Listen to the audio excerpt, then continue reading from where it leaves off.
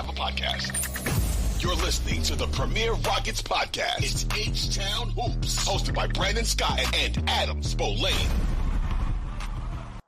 It is the H-Town Hoops podcast. I am Brandon Scott here with Adam Spolane. Austin Mendez is handling things for us behind the scenes. And we have a winning basketball team to talk about. Last time we were on the podcast, they were on a 3-game winning streak. Now they're on a 6-game winning streak. The Rockets, that is.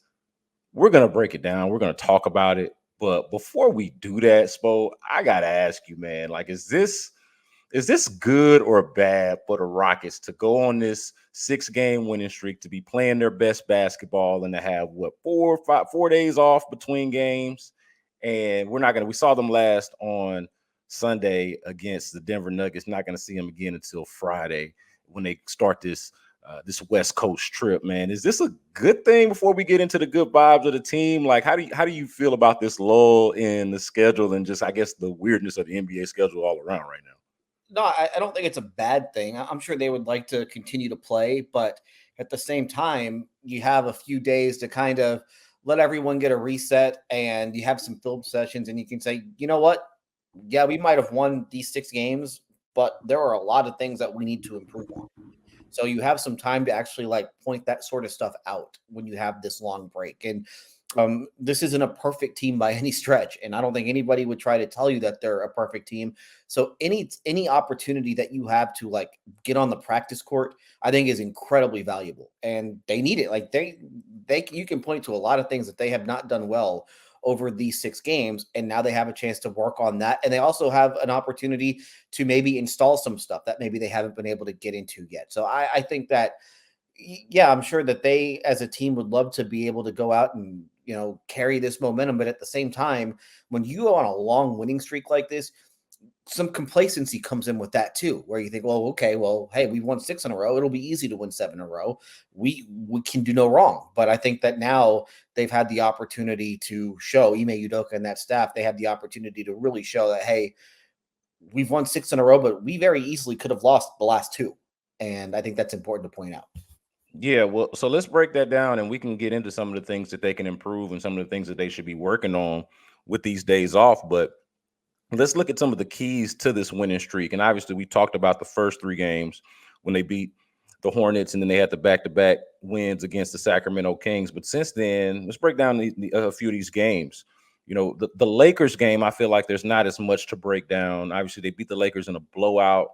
It's the first, I believe that was the first in-season tournament game that they played, if I'm not mistaken. That was the game. That's right. That's the Pelicans game. That's right. I'm getting my day. See, it's been that long since they've played that just 2 games ago, I forget exactly what the court looked like. No, but that was the first time that they debuted, I guess, the City Connection jerseys. That's what I'm confusing. But anyway, they blow out the Lakers. Not really a lot to break down from that game. I think the story of it, for me, you correct me if you think I'm wrong, but I feel like the story of beating the Lakers was the Rockets were the much superior defensive team on one side of it. And then Jalen Green was otherworldly. He was the best player on the court particularly that day. And I think that combination, I want to say he was 11 to 15 that day. And he was really good really early in that game. And then obviously it was a blowout at the end. There wasn't much to it. But to me, that was the story of the Lakers game. Just dominating them defensively. Obviously, they didn't have Anthony Davis, and that's kind of been a theme for a lot of the teams. And I'm not going to do that anymore either, Spo. Be like, who didn't have who? Because you never know throughout the course of this season, and it's happening even early on in the season, where you don't know who's not going to be playing for who. So you can't really be holding that against the team, I don't feel like. And especially in this run, you could just make the excuse for every team that the Rockets have played. But that was the story. They were better defensively against the Lakers, and Jalen Green was a savant. These last 2 games, I think, are the ones that are more interesting because you've got the back and forth with the Pelicans, and you mentioned there are some things that you can point out that are not good and reasons why they could have lost these games, both against the Pelicans and against the Nuggets. The Nuggets just because they're the better team, but they were able to figure that out, and credit to them for doing so. But the thing that I liked about the Pelicans game, or was impressed by, was they stayed the course in that first quarter when Zion and Brandon Ingram pretty much they did not have an answer for either one of those guys in the first quarter. And then it's the bench guys. Dylan Brooks is having a really rough night early on, comes up with some key plays at the end, but having a rough day throughout. And I thought the energy that guys like Tari Eason, and we can talk about some of the bench guys later, but guys like Tari Eason, Jayshawn Tate, and Jeff Green, the energy and the defense that they brought to that game, I felt like slowed down Zion and Brandon Ingram, who still had big nights. But that to me is where things started to kind of turn for them. And I was just impressed with how they closed out that game. Obviously, Fred VanVleet was the finisher for them and came up with the big shots. But what would you say, maybe even just starting with that game, or some of the overall keys and themes for the Rockets in these last 3 games? Obviously, defense is one of them. Well, yeah, we don't need to talk about the Lakers. I mean, I guess what stood out about the Lakers game was that they were in control early and they never let go. And in the past, you have been able to see this team jump out to leads, and then in the blink of an eye, the lead is gone. So the fact that they were able to put together really 48 solid minutes, that's what really stood out about that game. Like, you had a team that you were better than, and you played better the entire night. The other 2 games, it was really about the way that they played when the moments really mattered.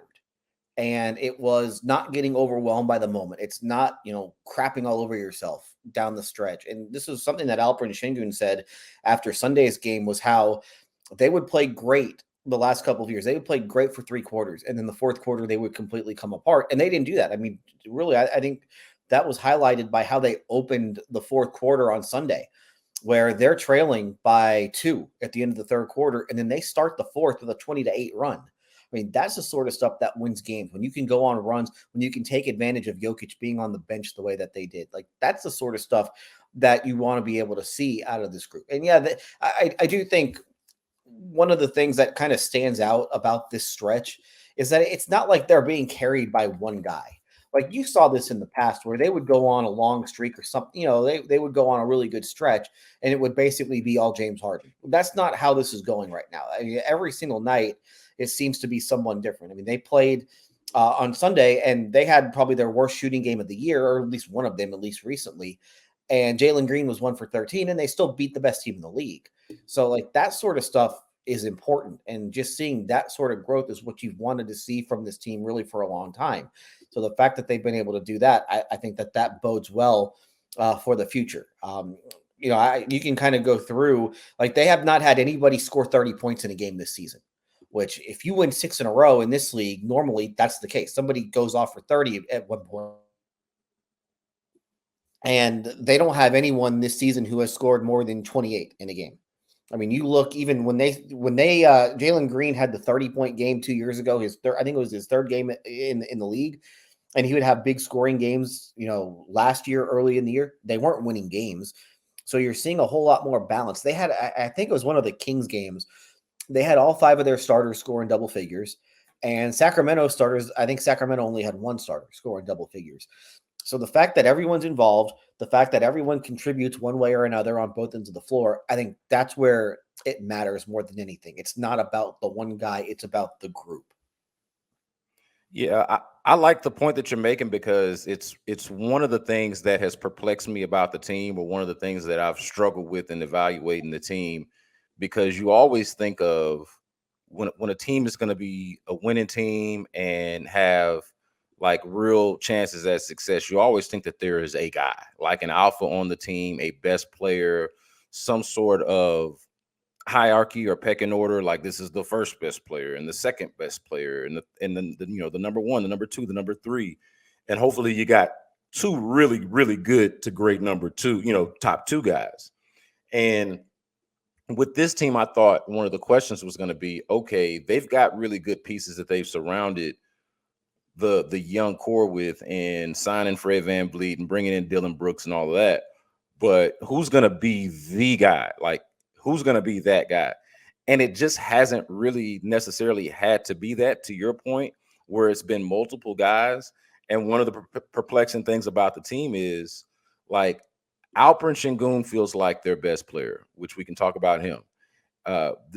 Jalen Green feels like their most talented player. Fred VanVleet and Dylan Brooks feel like they're unquestioned leaders.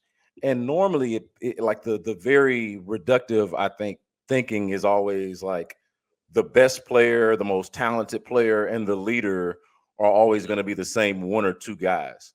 Whereas here, you're sort of spreading out those responsibilities or allocating those labels to three or four different guys, which is a little bit odd and a little bit unconventional when you think about a good team or a winning team. But it's working for this team so far early, and it doesn't seem fluky. It seems like something that they could actually sustain. If everybody is like accepting of their roles and there's not egos at play, and it feels like that's part of what works here. It's an interesting way to look at a team, and we can talk about Alperen Sengun. I feel like he's one of the, and then we talked about this in the last episode, how he's one of the bright spots. But I'm just watching him look different as a player. Okay, you talked about the Denver game going head to head. Like Nikola Jokic still had an MVP type of game, but on the other end, like Alperen Sengun was a lesser version of him, but was still really, really, really good. And I don't feel like Jokic had much of an answer for Sengun, as did Sengun not have an answer for Jokic. And I guess it's the thing about Sengun. Right now, he feels like their best player. The effort is different. It looks like he's in better shape. He looks like he's like not like, at least to me, like he's been in better shape than he has been.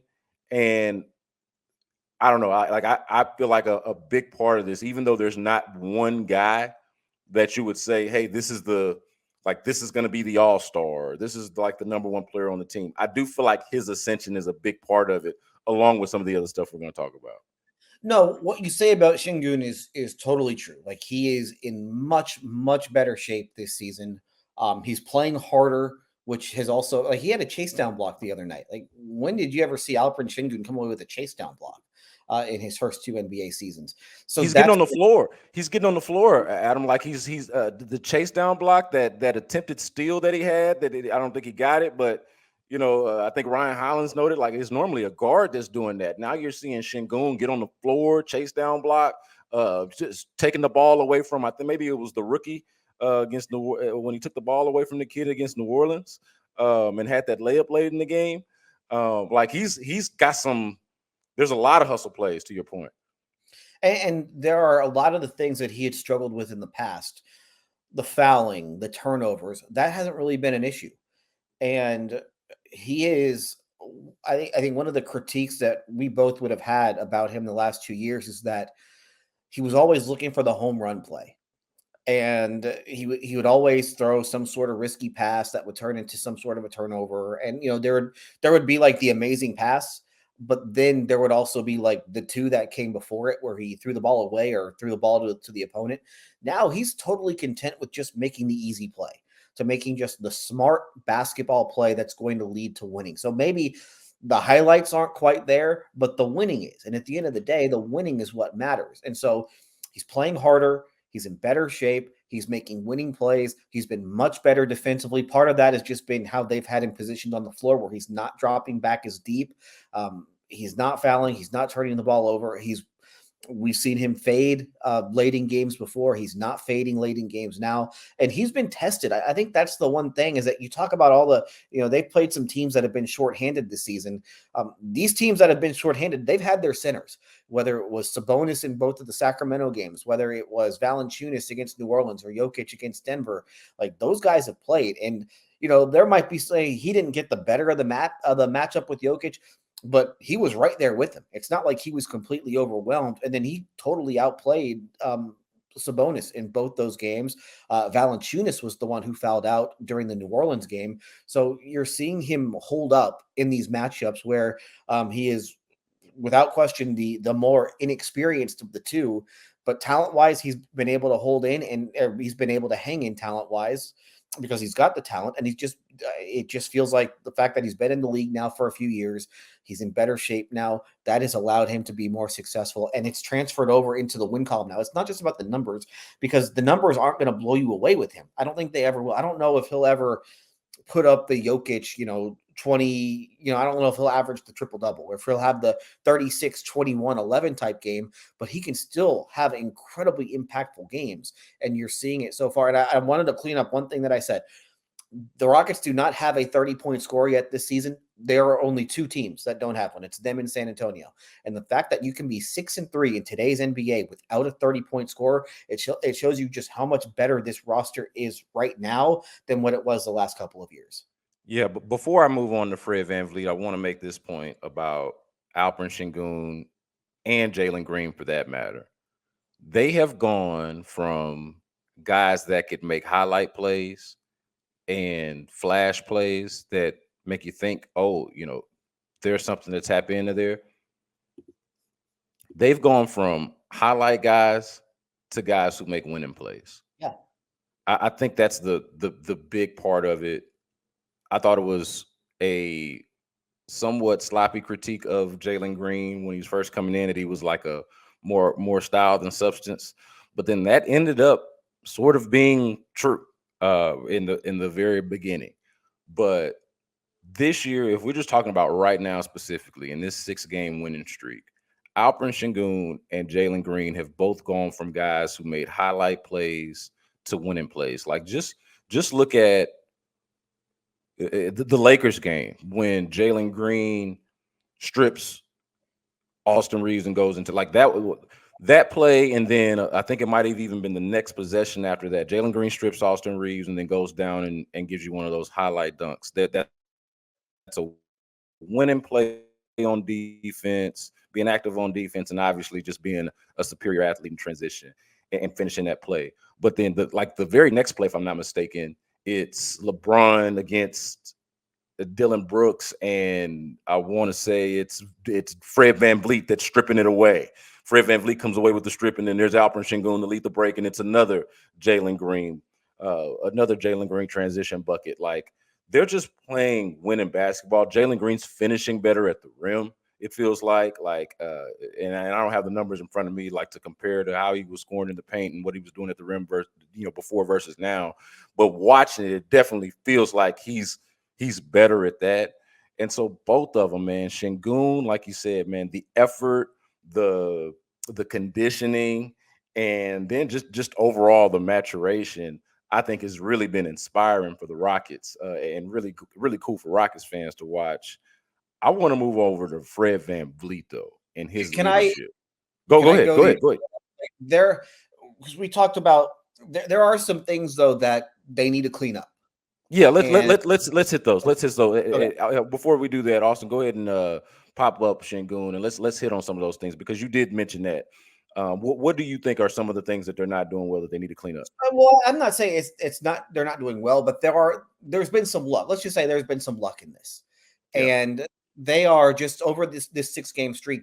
Opponents are hitting less than 31% of their open and wide open threes. Like, that stuff is going to go back in the other direction. They're not going to get that sort of shot luck the entire season. So that's just something that, like, there's Murphy's Law with this. And so teams are shooting 30.7% the last 6 games on open and wide open threes. That's going to wind up going to 41 for a 6-game stretch also. So how do they react when that happens? That's really the one thing, though. And we talked about some of the injury stuff, but that happens all the time.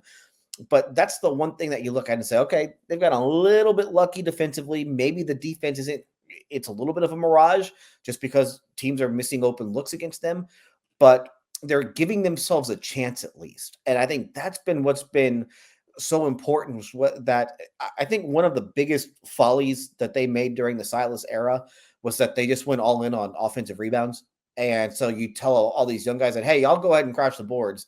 And of course, the young guys are going to crash the boards, and they're not going to try and get back on defense. And what did that result in? It resulted in maybe the worst fast break defense that we've ever seen, the worst transition defense that we've ever seen. And last year, they're giving up 17.5 fast break points a game. This year, that number is 8.2. So they've cut the fast break points in half. And it's hard to score on teams in the half court in the NBA, especially when you have really good individual defenders. They have some really good individual defenders now. and you're forcing teams to have to score on you in the half court. And yeah, the shot luck will turn, but you're giving yourself a chance. You're making teams have to work to score on you. And I think that's really important. It's just the fact that A, they're taking care of the basketball, and B, they're getting back in transition. And even, teams have had transition opportunities against them in this stretch, but they've done a really good job of defending in transition when that's happened. You had Tate has had a couple where he had just a flat out steal in transition. We talked about the Sengun chase down block. Like, they're giving themselves a chance now on that end of the floor. Yeah, I actually want to double down on this point a little bit but to actually dunk on the luck. I think that there's something to, tell me if you agree with this. I think there is something to when you rev it up a little bit defensively, and when your overall defensive effort and honestly skill and talent is better, which it is. Both things are true for the Rockets now. I think when you rev that up, you do make it harder for guys to hit open shots. Like, easy shots are not as easy because you've been working so hard for other things. You're not getting easy buckets in transition. And so, sometimes an easy bucket or a wide open shot, the basket looks like it's the size of an ocean, and you just kind of there's something goes on, something goes in your head, and you just don't knock down some of the easier shots.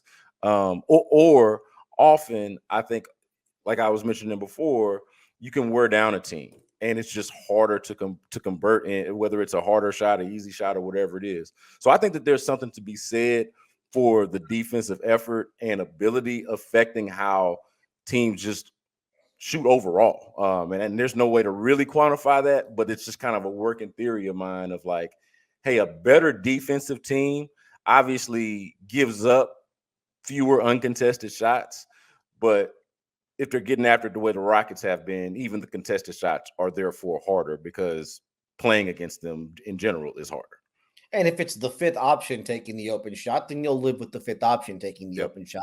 And if you're making teams bleed the shot clock, under 5, which has been something that they've talked about, where, just because you force a team to take a shot at under 5 in the shot clock, it doesn't necessarily mean that you're playing great defense. Maybe it's the ball movement in the other direction. But I think you'd rather see a team take an open look with 5 on the shot clock as opposed to 18 on the shot clock, because at least you're making them have to work for shots. And I think that's what they've been able to do. You look at just the pace. I think they're last in the league in pace right now. And a lot of that is just the fact that they're making teams, keeping teams in transition, or they're keeping teams in the half court. They're making teams have to work the entire shot clock. And, those are little things, but I think you're right. It does wear teams down just a little bit. Yeah, like I think about the point that you made against the Nuggets, how they take advantage of the non-Jokic minutes. And then there's that stretch there in the Pelicans game too. Like, obviously Zion and Brandon Ingram had big nights, and they started off really good early, and the Rockets didn't have an answer for them. But then that stretch there, I want to say it was the third quarter, where it was the rookie from UConn. Damn it, his name is escaping me. We watched. Yeah. Jordan Hawkins, right? Yeah. When he was cooking them, I was like, oh, they can come back from this. If that, like, or at the very least, just from just evaluating like how good or bad this is good for them. They will live with this kid cooking them if that's what it's gonna be. And so, yeah, to your point, like making the lesser players beat you and taking advantage of the minutes in which like the MVP caliber players are not out there, that's critical. And then obviously, just again, overall, what they're doing defensively is pretty good. But to your point, you would like to give up fewer open looks. Like, you would like to look at, okay, why was that an open look? Why, what assignments were we missing there? Where can we clean things up? And I do feel like this is a team that's going to do that. That will be diligent about that. But that's why having 3 practice days, I think, is important, is because you can really focus in on that, where you can let them know, we might be top 5 in defense, but we're still doing some things that are going to get us beat if we keep doing those things. And so while everybody wants to play and you want to be able to ride the momentum, you also have to recognize that there are improvements that need to be made. And I would think that's what these 3 days, yesterday, Tuesday, Wednesday, Thursday, that's what Tuesday, Wednesday, Thursday are about. Just cleaning some things up and then introducing a few new things. Since you mentioned luck earlier, I want to touch on this. Did the Rockets get lucky that Brook Lopez jilted them at the altar? That they didn't go the Brook Lopez route and it's allowed Sengun to flourish and develop and really show what he could be in year 3? Oh, for sure. Because it also allowed them to bring in Dylan Brooks, and Dylan Brooks has obviously had a major impact. So, would you? It's basically a 2-for-1 trade. Would you rather have Sengun and Dylan Brooks, or would you rather have Brook Lopez? And I think the answer would be you'd rather have Sengun and Brooks playing the roles that they're playing right now. And you can go. Sometimes the best moves are the moves that you never make. And remember, they were in that Chris Paul Lakers trade where they were supposed to get Pau Gasol, and that trade wound up getting. They were going to build around Pau Gasol and Nene, and the trade gets rescinded, and they wind up getting James Harden a year later. So sometimes you need a lot of luck. Sometimes you get in your own way, and sometimes you make decisions, and sometimes you need somebody else to help you out and bail you out of what could have been a poor decision. So yeah, I think that it's worked out. I understand why they wanted Brook Lopez. Like I certainly get that. But obviously, it has worked out to their benefit, where that went the other way, where Brook Lopez goes back to Milwaukee, and I think the Bucks might be having buyer's remorse on that at this point. So sometimes you need luck like that. Sometimes you need somebody else to bail you out of what might not be the most optimal decision. And obviously, it's worked out. And Sengun has, it kind of shows you that they didn't fully trust Sengun. And it kind of, he's kind of proven them wrong. I do wonder if that was maybe a motivating factor for Sengun over this summer, where, he's saying to himself, wait, they think they need Brook Lopez and they want Brook Lopez to play my position. And he seemed to have, gotten a little motivation out of that, it seems. And I think it's worked out really well for him. Yeah. The phrase that it's better to be lucky than good, I can identify with as just as much as anybody. So no shame in it. In this case, like the Rockets have been good. We don't want to make any mistake about it. They have done some good things, but there's been some luck on their side with the injuries that we talked about, with some of the missed shots, and then also with some of the moves that they were not allowed to make, some of the things that they were not allowed to do because the option just wasn't there. Better to be lucky than good. Glad that is, at least for their sake, glad that that's how things ended up. One of the moves that they made intentionally, and their top target in free agency ended up being Fred VanVleet. Their top signing in free agency ended up being Fred VanVleet. And we expected him to bring a certain level of maturity, leadership, professionalism. And we obviously know what he's done on the court over the last several years since he's been in the league. Obviously won a championship with the Toronto Raptors. But his leadership for me is something that has been really something to marvel at. Like I guess just not watching it as up close when he was in Toronto, but what he's done here, how he's kind of just taking control of the offense, watching him in pick and rolls. Adam, I didn't realize that he was such a savvy pick and roll guy. Like maybe I should have, but he's fun to watch in pick and rolls, and just how he navigates screens more than anything. How he navigates screens, and then his willingness to take over a game at the end. Like that. I wondered, and I guess to some degree, Adam, still wonder who exactly is this team's closer. Could it be somebody every night, the way we discussed already, like how they've had a different guy step up every night? Could it be Jalen Green one night, Fred VanVleet another night, Alperen Sengun another night? Like, Jabari Smith hit some key shots for you maybe one night. Like, sure, all of these things are in play, but Fred VanVleet seems to be the guy, the unquestioned leader, which we expected, but also on top of that, the guy who if I'm the Rockets and certainly the fans, feel the most comfortable with the ball in his hand at the end. And it should be that way, I'm sure. He's the veteran point guard, expensive point guard that you just signed. But has that stood out to you, just his leadership, and then just, I don't know, maybe it was just that I'm still thinking about that Pelicans game, how he closed it out, hitting those big shots at those threes at the end. And I'm like, man, to step up and take those shots, like I'm just, for whatever reason, not expecting him to, as much as he's done, and as long as he's been around, I'm not expecting him to take that shot. And for whatever reason, not expecting him to make it. But maybe I should, maybe I should stop sleeping on Fred VanVleet and his leadership, because it certainly stood out to me so far. Well, he's just reliable. And when you've had a young team that's lost a lot of games, they haven't had like a bunch of reliable guys. And I think that he's a guy, the shot might not be there one night, but you know what you're going to get every other facet of the game. Like he's going to play the position at a high level. He's going to take care of the basketball. He's going to be able to defend his position. And that's what he's done. Like, he hasn't been the most efficient scorer in the world. He's averaging 17 points on 15 shots a game, but he shot the three well. He's been comfortable playing off the ball, and the assist to turnover rate is just off the charts. I mean, we're looking at 8 assists and 1.7 turnovers a game. I mean, it really doesn't get any better than that.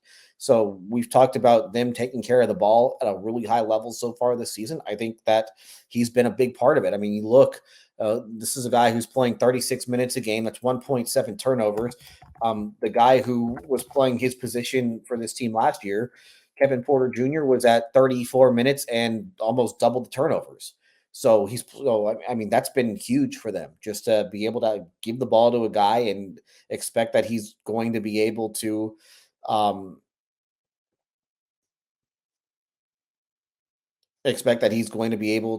take care of the basketball. I think that sort of stuff matters. All right, we're going to wrap it up a little bit early. Brandon had an emergency that he had to take care of, so hopefully everything's good there. Rockets coming up. They head to California. 3 games in California. They've been at home really for the last couple of weeks, so they'll get to go on the road. Friday in LA, which is an in-season tournament game against the Clippers. Then Sunday against the Lakers, followed by Monday with the Warriors.